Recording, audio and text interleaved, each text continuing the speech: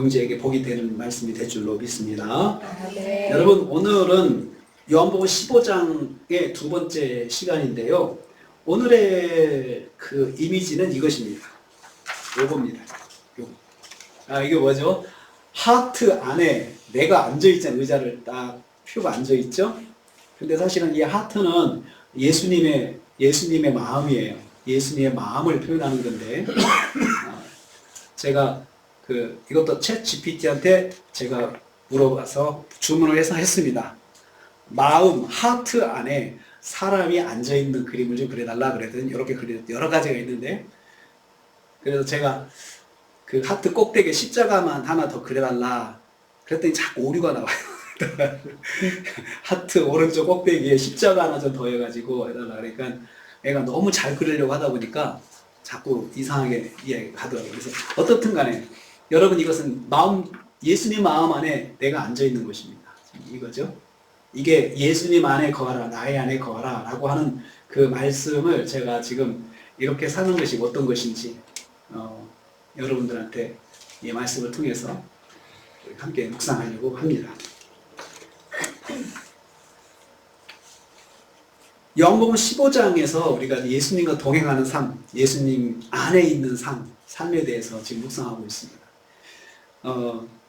지난 시간에 제가 시작할 때 예수님 속에 내가 들어가 있다고 생각을 하고 상상을 하면서 한번 그게 무슨 뜻인지 한번 정리를 해봤습니다. 내가 예수님 안에 지금 방금 본 그 이미지처럼 그 안에 내가 딱 예수님 마음 안에 딱 앉아만 있으면 어떻게 될까요? 예수님께서 어디를 가든지 그 가는 곳에 나도 같이 가는 거죠. 그게 예수님 안에 거하는 거죠. 그리고 예수님이 바라보시는 곳, 나도 그 방향을 향해서 같이 바라보는 것이 예수님 안에 있는 거라고 우리가 상상을 했습니다. 또 예수님의 말씀하시는 소리를 뚜렷하게 들을 수 있다. 여러분, 이 속에 내가 소리를 지르면 이 안에 있으면 내 안에 있으면 소리가 막 울려가지고 공명이 돼가지고 더 크게 들립니다. 작은 소리라도 혼자 하는 생각이라도 느낌으로 신경 감각으로 다 전달이 되게 되어 있습니다. 전달이 되게 되어 있어요. 그래서 태아가 엄마 복중에 딱 있을 때 엄마의 감정 그대로 느낀다고 하잖아요. 엄마가 화가 나면은 태아도 화가 나고, 엄마가 불안하면 그 태아도 불안해야 한다고 그러잖아요. 그러니까 그 감정이 그대로 전달이 되는, 그 안에 감정이 전달되는 것입니다. 예수님의 감정을 예민하게 느낄 수 있는 것, 그 안에 있다는 것이죠. 또 예수님의 마음을 가장 잘 이해하는 것, 속에 있으니까 내가 네 속에 들어가 있다. 내가 네 속에 들어가 있다. 내 마음을 잘 안다는 거잖아요. 그런 표현이, 비유적인 표현이거든요. 그것이 바로 예수님 안에 내가 앉아있다. 내가 예수님 안에 거한다. 라고 하는 그 말씀의 뜻이라고 상상을 했습니다. 오늘도 거하라는 말씀이 주요 말씀을 이루고 있습니다. 6절에 거하지 아니하면 거하다는 동사가 나오죠. 또 7절에 내 안에 거하고 내 안에 거하면 거하다는 말이 또 나오죠. 그리고 나서 10절에 가서 내 사랑 안에 거하라. 9절에서 또 내 사랑 안에 거하라. 이렇게 거한다는 말이 계속 쭉 큰 주요 문맥을 형성하고 있습니다. 그래서 우리가 여기서 이해할 것은 거한다는 말이 그러면 무슨 뜻일까? 우리가 아까는 이미 상상을 해가지고 생각했지만 성경을 통해서 거하는 것이 어떤 것인지 라고 하는 것을 우리가 생각을 해 보려고 합니다. 계속해서 거하라라고 해놓고 내 안에 거하라, 내 안에 거하라 해놓고는 뒤에 가서는 내 사랑 안에 거하라 이렇게 단어가 전환되고 있어요. 그러니까 예수님 안에 거하는 것이 곧 예수님 사랑 안에 거하는 것이 된다라는 말씀입니다. 예수님 사랑 안에 거하는 것, 예수님과 동행하는 삶이 되는 것을 알 수 있습니다. 그러면 예수님 사랑은 어떤 사랑일까요? 예수님 사랑 안에 거하는 것이다. 그게 예수님 안에 사는 것이고 예수님과 동행하는 삶인데 어떤 사랑일까요? 9절 읽습니다. 9절 한번 보겠습니다. 9절 같이 읽습니다. 시작. 아버지께서 나를 사랑하신 것 같이 나도 너희를 사랑하였으니 나의 사랑 안에 거하라. 아버지께서 나를 사랑한 것 같이 나도 너희를 사랑했다라고 했습니다. 사랑했다. 아버지께서 나를 사랑하신 것 같이 나도 너희를 사랑했다. 그러니까 예수님의 사랑이 누구 사랑이냐? 예수님의 사랑은 하나님의 사랑이라는 거죠. 그러면 하나님께서 예수님을 사랑하셨다고 했는데 그 사랑하셨다라고 하는 단어가 그 헬라어는 아가파오를 쓰고 있습니다. 아가파오. 아가파오는 명사형이 아가페고요. 동사가 아가파오입니다. 그러니까 아가페 사랑이죠. 아가페 사랑은 무조건적으로 사랑하는 걸 말합니다. 조건 없이. 대가를 바라지 않고 사랑하셨다는 뜻입니다. 자, 여러분, 우리가 뭔가 내가 사랑을 베풀 때 보통 사람들은 대가를 바라죠. 대가를 바라죠. 내가 이렇게 했으니까 너도 이렇게 해야 된다라고 하는 대가를 바라는 거죠. 그런데 하나님께서 예수를 사랑하실 때 대가를 바라지 않고 사랑하셨다는 거죠. 무조건적으로 사랑하셨어요. 사랑하셨어요. 그 사랑을 예수님께서 받으셨고 예수님도 하나님 사랑처럼 우리를 사랑하셨다. 나도 너희를 사랑하였으니 여기서도 아가파오를 쓰고 있습니다. 아가파오, 하나님께서 나를 사랑하신 것처럼 나도 너희를 아가파오 했으니 모델이, 사랑의 모델이 하나님이십니다. 예수님께서 먼저 사랑을 받아보시고 그 사랑을 똑같이 우리한테 베풀어 주셨다는 것이죠. 모델이 있는 사랑입니다. 그래서 우리가 예수님의 사랑을 우리가 예측할 수 있고 예수님의 사랑을 우리가 구체적으로 이해할 수가 있습니다. 여러분의 사랑의 모델은 누구입니까? 나도 지금 누구를 사랑하고 있습니다. 자녀들을 사랑합니다. 또 배우자를 사랑합니다. 남편을 사랑하고 아내를 사랑합니다. 그런데 여러분, 모델이 있습니다. 모델이 있을 거예요. 누구의 모델? 누구를 통해서 그 사랑을 배웠는지가 중요합니다. 예수님은 하나님을 통해서 사랑을 배우셨어요. 하나님께서 아가파오 하신 것을 받으시고 그것을 그대로 전달하는 거죠, 우리한테. 그러니까 예수님의 사랑은 곧 하나님의 사랑입니다. 무조건적인 사랑입니다. 하나님 아버지께서 독생자 예수님을 무조건적으로 사랑하셨습니다. 예수님께서 그 사랑을 받으신 이유가 있습니다. 독생자예요. 독생자. 하나밖에 없는 아들. 그러나 여러분, 독생자라고 하는 것은 비유적이면서도 실제적인 표현인데 예수님과 하나님과의 관계, 하나님이시지만 성자 예수님으로 표현하는데 그 예수님이 하나님 관계에서 하나님께서 정말로 사랑하신 분이라는 거죠. 사랑하는. 마찬가지로 예수님도 하나님을 사랑하십니다. 똑같이 아가파오 하시는 관계 속에 있는 정말 사랑하는, 사랑과 존경이죠. 서로가 사랑과 존경이죠. 예수님 먼저 아버지께 무조건적인 사랑을 받으시고 그리고 우리에게도 무조건적인 사랑을 베풀어 주셨던 것입니다. 사랑하는 성도님들, 우리에게는 예수님의 무조건적인 사랑이 있음을 기억하시기를 바랍니다. 무조건적인 사랑입니다. 이 사랑으로 우리는 한 해를 시작하고 있음을 기억하시기 바랍니다. 우리를 사랑하신 예수님의 사랑은 하나님께서 예수님을 사랑하신 사랑입니다. 그 사랑이 얼마나 크고 그 사랑이 얼마나 깊은지 가늠할 수 없는 사랑임을 믿으시기를 바랍니다. 그 사랑 속에 있습니다. 근데 그 사랑을 느끼지 못하면 사랑이 아닙니다. 뭐든지 여러분, 은혜도 내가 느끼지 못하면 은혜가 아니에요. 사랑도 내가 느끼지 못하면 사랑이 아닙니다. 정말 하나님이 나를 이렇게 사랑하시는데 그거 못 느끼면 사랑 안 받는 거와 똑같은 거죠. 아무리 사랑을 하셔도. 부모님이 나한테 아무리 많은 사랑을 베풀어도 자녀가 그 사랑을 느끼지 못하면 사랑은 없는 겁니다. 그런데 그 사랑을 언제 느낍니까? 철들면 느낍니다. 철들면 느껴요.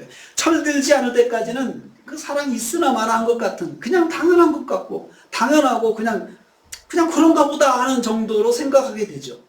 그런데 나중에 깨달을 때가 있습니다. 깨달을 때가 있죠. 하나님께서 무조건적으로 사랑하신다는 것은 바로 이것이에요. 하나님께서 나를 이렇게 사랑하셨는데 내가 바로 알아듣고 바로 이해하고 그러지 못한 사랑이더라도 하나님께서 포기하지 않고 사랑하신다는 거예요. 이게 첫 번째로 저는 무조건이라고 생각합니다. 사랑을 주는데도 불구하고, 사랑을 베풀어 주는데도 불구하고 그 사랑을 그냥 받은 것 같지도 않고 사랑을 느끼지도 않고 고맙다는 말도 하지 않고 그냥 지내고 산다. 그래도 하나님께서 사랑을 놓지 않으세요. 우리에게 그 사랑이 있음을 깨달아야 됩니다.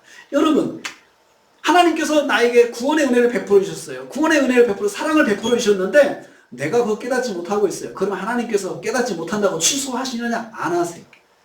그냥 계속 사랑하세요. 구원 받은 자녀이기 때문에 사랑을 계속 해주세요. 그것을 깨달을 때까지 사랑하시고 깨달은 뒤에도 사랑하세요. 깨닫지 않는다고 사랑 취소하지 않으신다는 거죠. 그게 무조건입니다. 무조건입니다. 그런 사랑이기에 예수님께서 권면하십니다. 나의 사랑 안에 거하라. 권면하실 만하죠. 그 사랑이 진실하고 그 사랑이 하나님의 사랑이니까 그 사랑 안에 거하라. 예수님의 아가파오 사랑 속에 머물러야 한다는 말씀입니다. 예수님께서 구원받은 성도에게 바라시는 것은 바로 이것입니다. 예수님 사랑 안에서만 살아가는 것입니다. 예수님 사랑만 받고 사는 것입니다. 예수님의 아가파오 사랑만 받고 누리는 것, 예수님께서 우리에게 바라시는 것이에요. 여러분도 그렇지 않습니까? 여러분의 자녀에게 바라는 게 그거 아니겠습니까? 부모님의 사랑 안에서만 살았으면 좋겠다. 부모님의 사랑 안에 살았으면 좋겠다. 그 베풀어주는 사랑 안에서 살아서 이 아이가 행복했으면 좋겠다. 그게 부모의 마음이잖아요. 그런 것처럼 예수님께서 우리에게 바라시는 것, 여러분 우리가 어떤 큰 일을 하는 거 바라시는 것이 아니고 예수님의 사랑 속에서 살았으면 좋겠다. 그게 예수님께서 바라시는 거예요. 사랑 속에서. 그러면 예수님 사랑 안에 거한다는 것이 무슨 뜻입니까? 어떻게 하는 것이 예수님 사랑 안에 거하는 것일까요? 예수님 사랑만 받고 사는 방법, 그것을 10절에서 말씀하고 있습니다. 한번 보겠습니다. 예수님 사랑 안에 거하는 방법 10절 읽습니다. 시작. 내가 아버지의 계명을 지켜 그의 사랑 안에 거하는 것 같이 너희도 내 계명을 지키면 내 사랑 안에 거하리라. 예수님의 사랑 속에 거하는 방법. 너희도 내 계명을 지키면 내 사랑 안에 거하는 것이다. 거할 것이다. 라고 말씀하셨어요. 예수님 사랑 안에 거하는 방법이 예수님 계명을 지키는 것입니다. 예수님의 계명을 지키는 것이 예수님 사랑 속에 거하는 것입니다. 예수님은 하늘보다 높고 바다보다 깊은 사랑을 누리며 사는 길은 바로 예수님의 계명을 지키는 것입니다. 여기에도 예수님께서 모델을 제시하십니다. 10절을 다시 보면요. 내가 아버지의 계명을 지켜 그의 사랑 안에 거한 것 같이. 예수님도 하나님 사랑 속에 거하셨느냐? 아버지의 계명을 지키셨다. 아버지의 계명을 지키셨다는 거죠. 여러분, 우리 가족 관계도 그렇지 않습니까? 서로의 자녀들이 부모의 사랑 속에 거하는 방법, 부모님의 말씀 안에 거하는 것이죠. 그렇죠. 부모님의 말씀 안에 거할 때 자녀는 한없이 부모의 사랑 속에 살 수 있습니다. 부부관계도 그렇습니다. 서로의 말, 서로의 약속 안에 거할 때 부부도 사랑 안에 거하는 것입니다. 자꾸 약속을 어기고 약속을 깨고 자기 멋대로 살면서 사랑 속에 거하기를 바라는 그것은 모순입니다. 예수님도 하나님의 사랑 속에 거하는 것을 어떻게 하셨느냐? 하나님 계명 안에 살아서 지키면서 하나님의 사랑을 누리셨다라고 말씀하고 있습니다. 아버지의 계명을 지키는 것이라 했습니다. 예수님도 하나님의 계명을 지키면서 하나님의 사랑을 받으셨습니다. 예수님께서 행하신 아버지의 계명은 무엇입니까? 여기서 계명이 이제 중요하겠죠. 계명은 무엇입니까? 그 하나님의 말씀이 하나님의 뜻을 계명이라고 하는데 아버지께서 독생자 아들에게 바라신 것입니다. 그것은 바로 십자가 대속사역입니다. 하나님께서 예수님에게 십자가 대속사역에 그 바람이 있었어요. 이렇게 했으면 좋겠다. 너 이렇게 해라. 그럴 때 예수님께서 그걸 순종하셨어요. 그것을 계명을 지켰다라고 예수님께서 말씀하시는 거죠. 죄인인 사람들을 대신해서 십자가에 죽어 죄값을 지불하는 아버지의 뜻을 순종하는 것, 이것이 계명을 지키는 것입니다. 예수님께서 지키셨던 계명의 최고는 바로 그것입니다. 그거 지켜서 다른 것을 말할 것도 없죠. 그것을 지키셨던 것입니다. 예수님은 가장 순종하기 어려운 말씀을 아버지의 말씀이요 아버지의 뜻으로 받아서 순종하셨습니다. 아버지의 계명은 아버지의 뜻입니다. 독생자 예수님은 아버지의 뜻을 순종하셔서 아버지의 사랑 안에 거하셨습니다. 순종함으로 아버지의 깊은 사랑을 받으셨습니다. 아버지의 말에 순종해야 아버지의 사랑을 받는 것입니다. 영재야, 아버지 엄마 말에 순종해야 아버지 엄마의 사랑 속에 거하는 건 당연한 거지? 그렇지? 그건 당연한 거예요. 누구도 이 말에 이의를 제기할 사람이 없습니다. 예수님도 아버지의 계명을 지켜서 아버지의 그 무한한 사랑 속에 거하셨다. 그렇게 말씀하시고 있습니다. 예수님은 가장 순종하기 어려운 말씀을 아버지의 말씀이요 아버지의 뜻으로 받아서 순종하셨습니다. 아버지의 계명은 아버지의 뜻이고 그것을 순종해서 아버지의 사랑을 받았습니다. 사랑하는 성도님들, 어떤 말씀에 순종하는지를 보고 하나님을 어느 정도 사랑하는지 알 수 있습니다. 예수님께서 하나님께 생명을 버려 생명 구원을 이루라는 말씀에 순종하셔서 하나님의 아가파오 사랑 안에 거하셨습니다. 나는 어느 정도의 말씀에 순종하고 있습니까? 자, 자녀가 얼마나 부모를 존경하는가를 알 수 있는 것은 어느 정도 부모의 말에 따르느냐에 달려 있습니다. 어느 정도까지 따르느냐, 어느 정도까지. 그걸 보면 정말 나를 존중하고 따르는구나 라고 생각할 수 있죠. 우리가 하나님의 말씀에 순종하는 정도를 보고 하나님에 대한 사랑의 정도를 알 수가 있습니다. 어디까지 순종할 수 있습니까? 우리가 순종하다가 하나님 그건 안 되겠습니다 라고 하는 한계점이 있죠. 그 한계점이 내가 하나님을 사랑하는 한계점이에요. 나는 여기까지만 하나님을 사랑하는구나. 내 모든 걸 들여서 하나님을 사랑한다 라고 말할 때는 예수님처럼 생명을 버려서 구원사역을 이루라 하는 그 말씀 최고점의 말씀에 순종할 때 우리는 하나님의 모든 것을 하나님께 드린다고 말할 수가 있습니다. 내가 사랑하는 사람의 말에 공감하고 따라주는 것이 사랑하는 사람의 사랑을 누릴 수 있는 길입니다. 내가 누구를 사랑하면 그 사랑하는 사람의 말에 공감하고 따라줘야 되죠. 그 사람의 말에 어느 정도까지 따라주냐가 그 사람을 어느 정도 사랑하는가를 알 수 있습니다. 영재가 엄마 말에 어느 정도 순종하느냐가 엄마를 어느 정도 사랑하느냐를 보여주는 거예요. 불순종하면서 나는 사랑한다라고 강변하는 것은 그것은 억지라고 해요. 억지라고 하죠. 사랑하는 부부 사이에 어느 정도 말을 존중해주고 따라주느냐가 내가 그 사람을 어느 정도 사랑하느냐에 달려 있는 것입니다. 근데 우리는 모두가 한계가 있습니다. 한계점이 있습니다. 아무리 사랑해도 나는 거기까지는 못한다. 내가 나를 버려가면서까지 내 꿈을 포기하면서까지 내가 그 사랑을 따라간다. 하나님의 말씀에 따라가는 것은 안 된다. 라고 생각을 하는 사람들이 많습니다. 우리는 보통 그렇게 생각합니다. 그러나 우리가 예수를 통해서 깨닫는 것은 예수님 하나님의 사랑 안에 거하시는 방법이 정말 최고의 순종을 하셔서 십자가의 목숨을 버려서 사람들을 구원하라 라고 하는 그 아버지의 계명을 그냥 순종하셨습니다. 지켜서 아버지의 사랑 안에 거했다.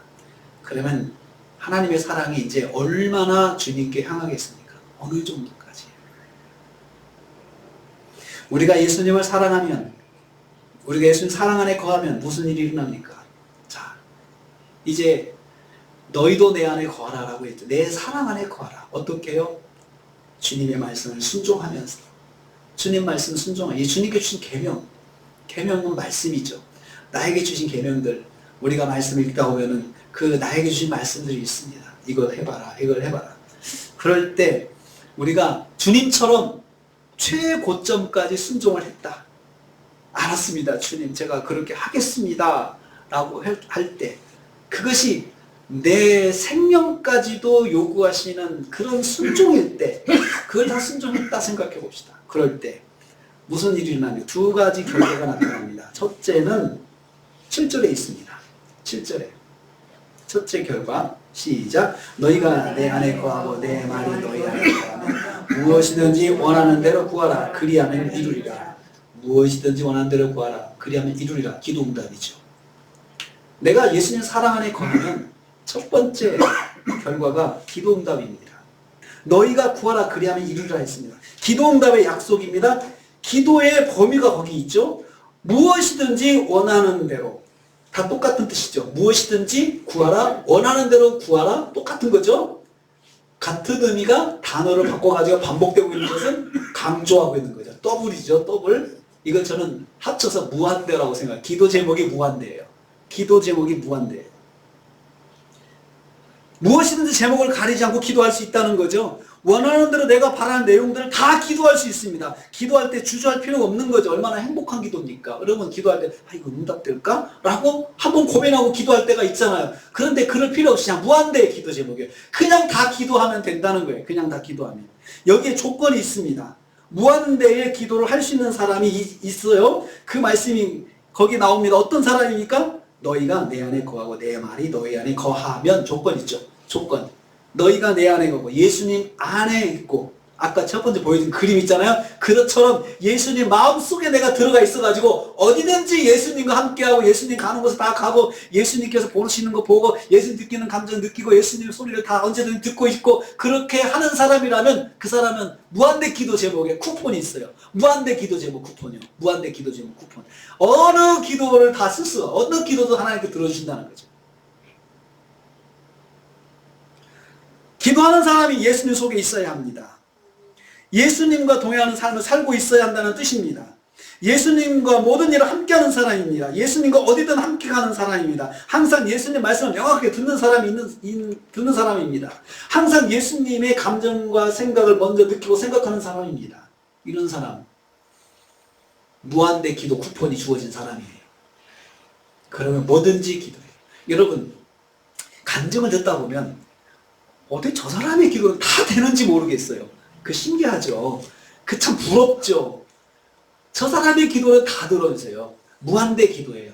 그 보면은 진짜 무한대 기도의 특권을 누리는 사람들의 특징이 바로 이것이에요. 예수님 안에 있는 사람이에요. 예수님 안에 있는 사람.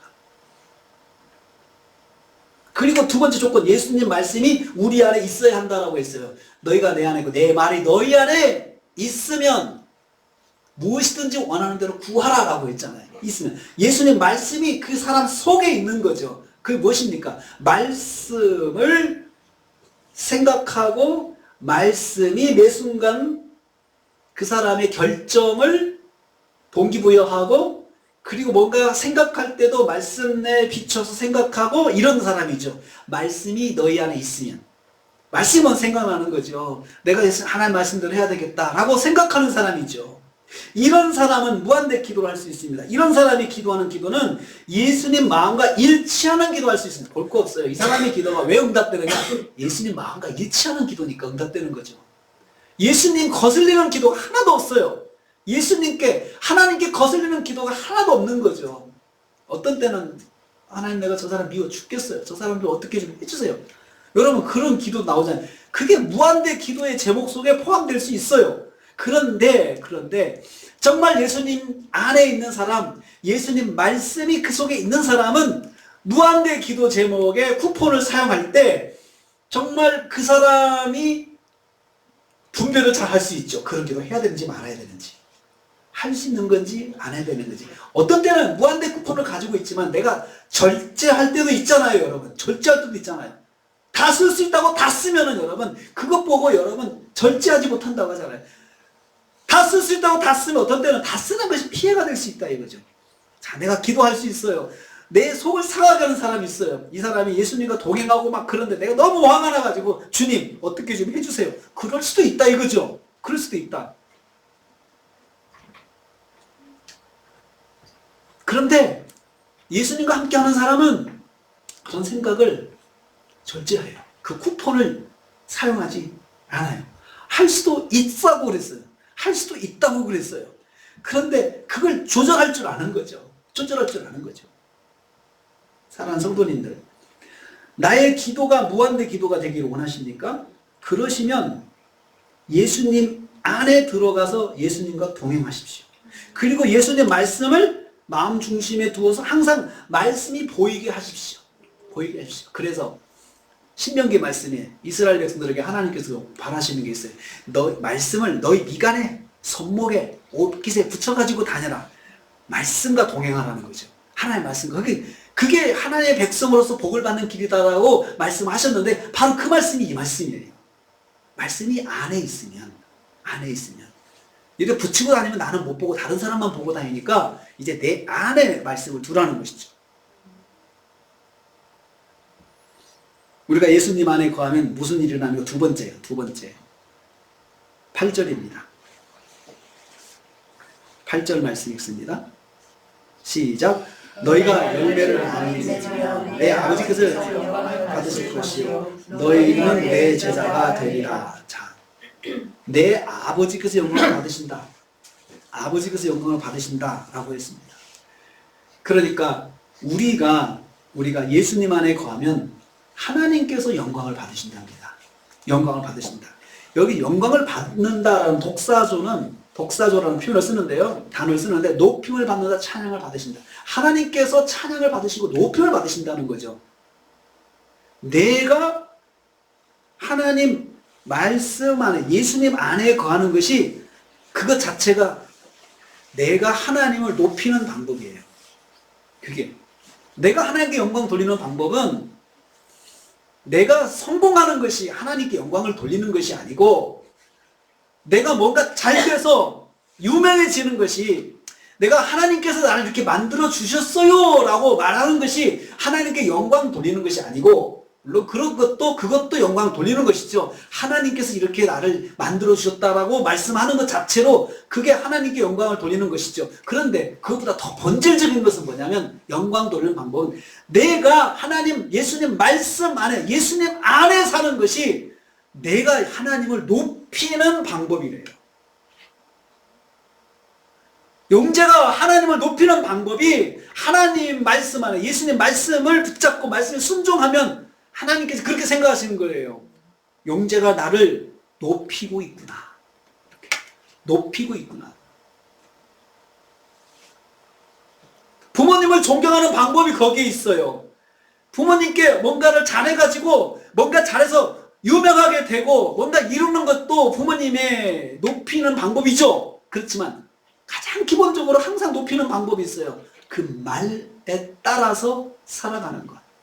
그 말을 듣고 알았어요 라고 하고 그걸 그대로 생활에 적용해 가는 것을 보면서 나를 높인다고 생각해요. 우리가 하나님을 높이는 방법을 내가 뭔가를 잘해서 이루어가지고 하나님 덕분이라고 말하는 것이 영광 돌리는 것입니다. 그것도 우리가 말을 많이 했습니다.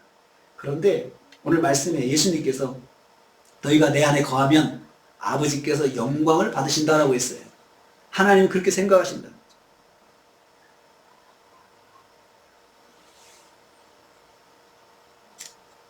그리고 또 하나요. 그거 영광을 받으시는데, 영광을 받는데 어떻게 그 영광을 받는지, 영광 받으시는 방법? 첫째는 너희가 열매를 많이 맺으면 아버지께서 영광 받으신다. 원어에는 이렇게 되어 있어요. 너희가 많은 과실을 맺는 그것에 의해서 영광 받으신다. 이것은 무슨 말입니까? 열매를 많이 맺는 게 예수님 안에 거하는 것이 열매를 맺는다는 말하고 동의어로 지금 표현되고 있거든요. 그러니까 예수님 안에 있으면 그냥 우리가 그냥 관념적으로 가만히 예수님 안에 산다라는 걸 그냥 생각하는 것이 아니고, 예수님 안에 있으면 이것이 뭔가 행동이 나타나고 겉으로 표현이 되는데 그것이 열매입니다. 예수님 안에 있는 사람은 당연히 열매가 나타나는데 그 열매가 눈에 보이는 것이 열매. 첫째, 열매는, 과일은 눈에 보이는 거죠. 가시적인 거죠. 그 다음에 또 하나, 열매의 특징 두 번째는 나눌 수 있는 거죠. 사과 쪼개서 같이 나눠 먹잖아요. 유익함이 나눠지는 거, 공유될 수 있는 것이 열매의 특징이에요. 그리고 그 열매를 나눠서 서로 도움이 되고 좋다, 맛있다, 감정이 또 기쁨이 나눠지는 거죠. 나 혼자 먹는 것이 눈에 보이는 거죠. 내가 예수님 안에 거하는 것은 그냥 나 혼자 그냥 가만히 뭔가 좋은 느낌 가지고 살고 뭔가 행복한 느낌을 가지고 살고 그것이 예수님 안에 거하는 것이 아니고 예수님 안에 거함으로 해서 생활 속에 열매가 나타나서 가시적으로 보여지는 행동이 있어서 그것을 사람들이 보고 유익을 얻고 그것을 통해서 좋은 선한 영향력을 받는다는 것이에요. 그래서 갈라디아서 5장 22절에 23절에 그 열매를 성령의 열매라고 표현하고 있어요. 성령의 열매. 내가 예수님 속에 있으면 이런 열매들이 나타나는 거죠. 그냥 겉으로 표현이 돼서 그 사람들이 같이 나눈다는 거죠. 그게 뭡니까? 갈라디아서 5장 22절 23절 한번 찾아보시겠습니까? 갈라디아서 5장 22절 23절.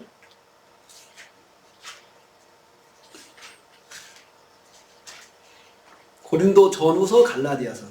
고린도 전후서 갈라디아서. 사도행전 로마서 고린도 전후서 갈라디아서.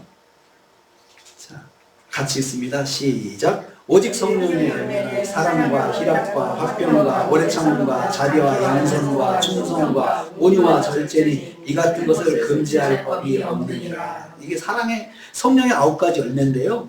우리가 예수님 안에 거하면 이런 겉으로 이런 열매들이 나타난다는 거죠.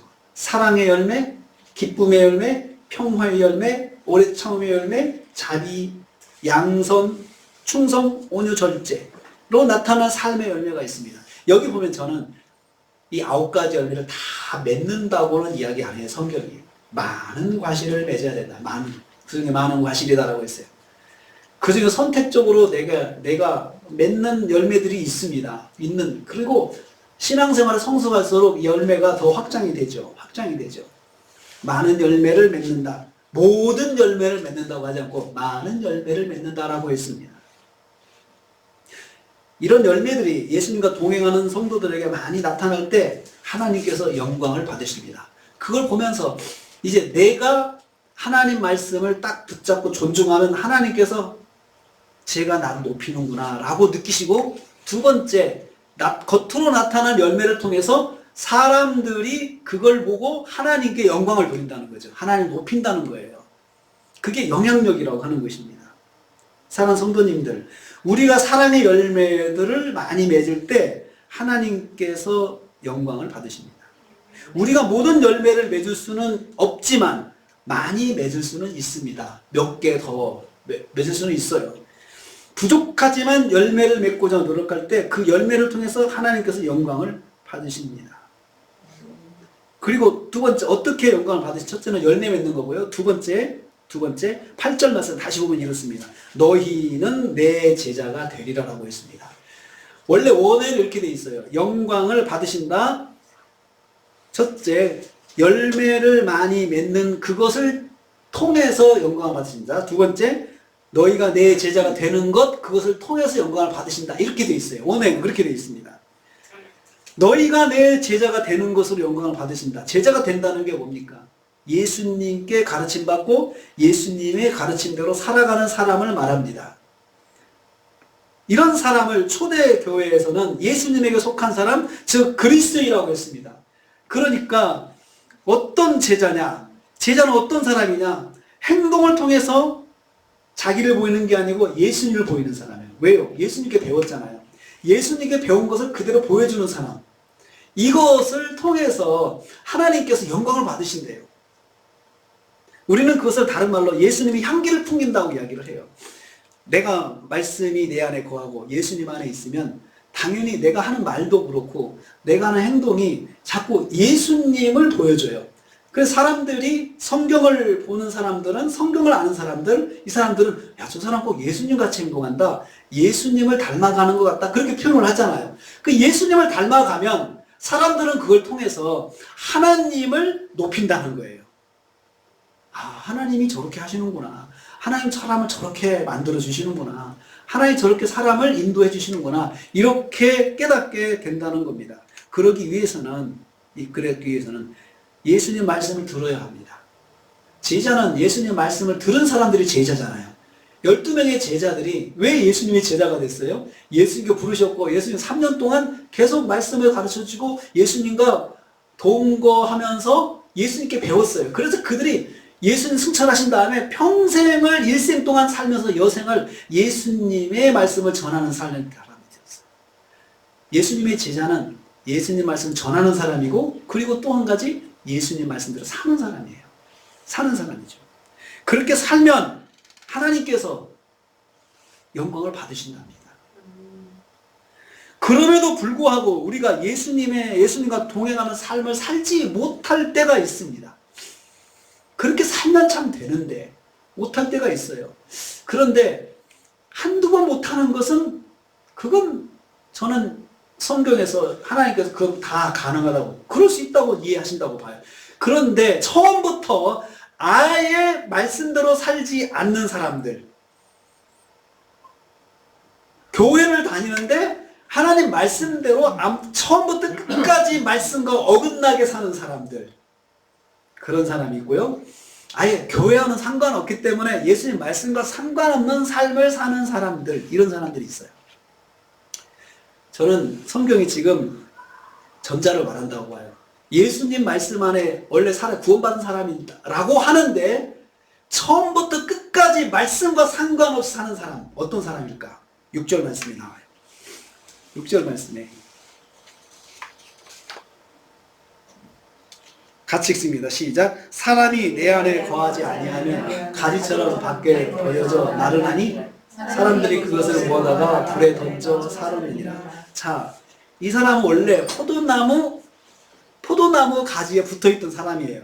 근데 언제부턴가 이 사람이 가지에서 떨어져 나갔어요. 떨어져 나갔어요. 그럼 끊어진 거죠. 가지에서 여기 붙어있는 나무를 끊어서 여기다 놨어요. 그러면 당장은 똑같죠. 그렇지만 시간이 갈수록 얘가 마르겠죠. 말라 비틀어지겠죠. 그리고 이제 상하겠죠. 썩겠죠. 그렇죠? 시간이 갈수록. 처음 떨어질 때는 아무 문제가 없어요. 시간이 갈수록 나타나는 거예요. 마르고 죽어가죠. 거기서 끝나는 게 아니에요. 포도나무와 단절된 가지의 운명인데, 열매가 없는 가지를 처음에는 농부가 잘라내버립니다. 열매가 없으니까 잘라내죠. 그런 잘려나간 가지가 바닥에 떨어져가지고 마르고 비바람을 맞으면서 말랐다 수축했다 다시 말랐다 수축했다 다 그런 작업을 하다가 완전히 말라버립니다. 그러면 사람이 가다가 나뭇가지를 주워다가 아궁이에다 집어넣고 불을 지핀다는 거죠. 심판입니다. 이 사람이 하나님의 자녀인데도 불구하고, 자녀라고 하는데, 말을 하는데 처음부터 끝까지 열매도 없고 말씀도 그 안에 있지 않고 그렇게 살면서 교회 안에 있다 생각해 보세요. 그러면 그 사람은 어떤 사람일까요? 말라 떨어진 가지에서 떨어져 나간, 줄기에서 떨어져 나간 가지에 불과한 것이죠. 그런 심판이 있을 수밖에 없어요. 심판. 사람들은 열매 맺는 가지를 불에 던지지 않습니다. 가지에서 떨어져 나가서 말라버린 가지만 주워서 불에 던진다고 했습니다.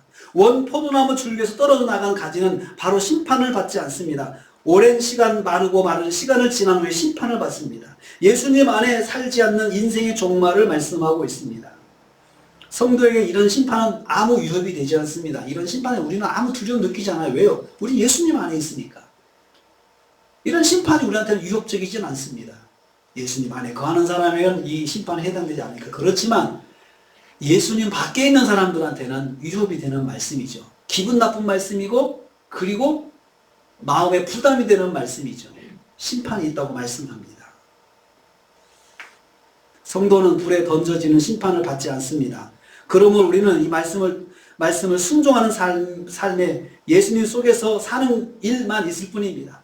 예수님 속에서 사는 일만 우리에게 필요한 것입니다. 주님이 세상을 사는 성도에게 바라는 것이 하나 있습니다. 9절 말씀 다시 읽겠습니다. 오늘 주님께서 세상을 사는 성도에게 바라는 것 한 가지 있습니다. 결론입니다. 같이 읽습니다. 시작. 아버지께서 나를 사랑하신 것 같이 사랑 안에 거하라. 여러분, 처음 그림 다시 보겠습니다. 주님께서 우리가 이렇게 살기를 원하십니다. 이렇게 살기를 원하십니다. 이 사랑 안에 거하면 예수님 사랑을 듬뿍 받고 사는 것이죠. 예수님께서 바라시는 것이 이것입니다. 우리가 무언가를 해야겠다라고 생각하기 전에 내가 예수님 사랑 안에 살아야 되겠다라고 먼저 생각하십시오. 신앙생활이 기능적으로 바뀌면 신앙생활이 힘듭니다. 내가 뭔가를 하기 위해서 신앙생활하고 내가 뭔가를 이루기 위해서 신앙생활하면 신앙생활이 힘들어요. 내가 안 되면 부담스럽잖아요. 그런데 주님께서 한 번도 이런 거 하라고 하신 적이 없어요. 너는 가서 무슨 일을 해라, 무슨 일을 해라, 무슨 일을 해라 라고 하신 적이 없어요. 내가 예수님 사랑 안에 거하는 것을 예수님께서 직접 말씀하시고 권하셨어요. 이것만을 권하셨어요. 내 사랑 안에 거하라. 내 사랑 안에 거하라. 그러면 너희들의 기도하는 것들, 너희들이 바라는 것들, 이러한 것들이 다 이루어진다. 이루어진다. 사랑 속에 살기를 원하셨어요. 여러분 자녀들한테 사랑 속에 살기를 원하시잖아요. 부모의 사랑 속에 살기를 원하고 부모의 사랑의 바운더리 안에서 이 아이가 자라기를 원하시잖아요. 마찬가지로 하나님께서는 우리가 하나님의 사랑의 그 바운더리 안에서 살기를 원하세요. 그걸 마음껏 누리며 살기를 원하신다는 거죠. 그 사랑이 먼저 느껴져야 신앙생활의 시작이 될 수 있어요. 그리고 신앙생활에 재밌어요. 그 사랑이 느껴져야 신앙생활이 재밌어요. 안 그러면 신앙생활은 봉사하기에 지치고 사역하기에 지치고 뭐 하기에 지쳐서 힘들 수밖에 없어요. 물론 사역과 봉사가 신앙생활에서 없는 거 아니죠. 있어야 해요. 있어야 하지만 사역과 봉사에 앞서서 뭐가 필요하냐? 하나님의 사랑이죠. 주님의 사랑을 내가 깨달아야 돼요. 그리고 그 사랑 속에 내가 들어가 있어야 돼요. 그것이 있을 때 우리가 봉사도 할 수 있고 사역도 할 수 있고 어떤 때는 예수님께서 받은 사명처럼 생명 다해서 뭔가를 해봐라 라고 해도 그것이 기쁨이고 감당할 수 있는 것이 되는 것이 하나님의 사랑을 알기 때문에 할 수가 있는 것이죠. 순서가 바뀌어야 됩니다. 저와 여러분이 하나님의 사랑을 먼저 깨달으시고 하나님의 사랑 안에서 금나날을 주님과 동행하시기를 주님의 이름으로 축복합니다. 기도하겠습니다. 하나님 감사합니다. 주님 사랑 안에 거하라고 말씀하셨습니다. 지금도 우리를 사랑하시고 있으시다고 말씀하셨습니다. 그러니 나의 사랑을 누리고 살라고 하셨습니다. 주님의 사랑에 감사드립니다. 이 시간 우리가 마음을 열고 예수님 사랑을 받아들이게 하옵소서. 그리고 예수님 사랑 안에서 마음껏 주님의 사랑을 누리게 하옵소서. 예수님의 이름으로 기도하옵나이다. 아멘.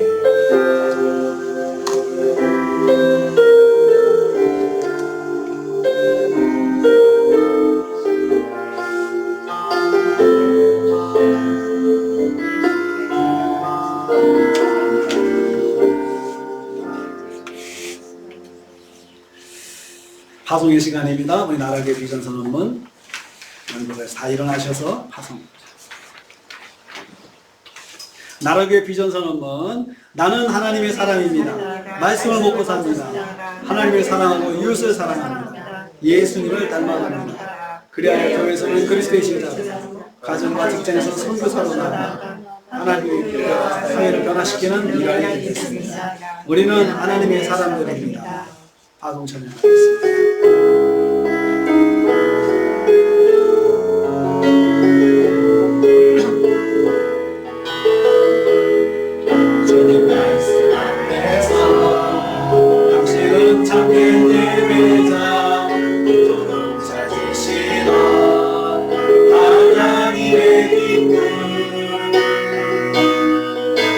세상을 향한 거룩한 생명이 되어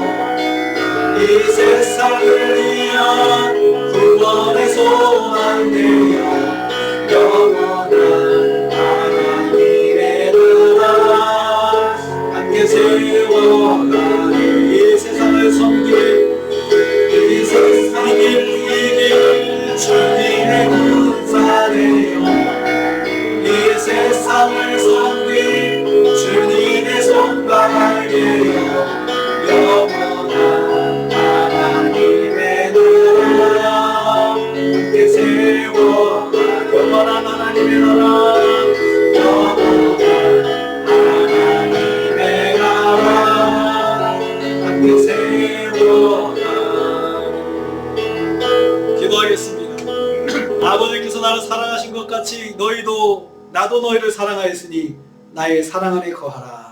지금은 우리 주님 예수 그리스도의 은혜와 하나님 아버지의 무한하신 사랑하심과 성령님의 감동, 교통, 충만, 위로하심이 나의 사랑 안에 거하라 말씀 듣고 주님 사랑 안에 살고자 다짐하는 성도들 모임을 위해 가정과 생활에 교회관계된 모든 기관들 위해 함께하지 못했지만 여러 곳에서 듣는 형제자매들 위해 우리 대한민국 위해 그리고 전쟁과 분쟁 지역의 영혼들 위해 그리고 우리 선교사님들 가정과 사역 위해 지금부터 영원토록 함께 있을지어다. 아멘.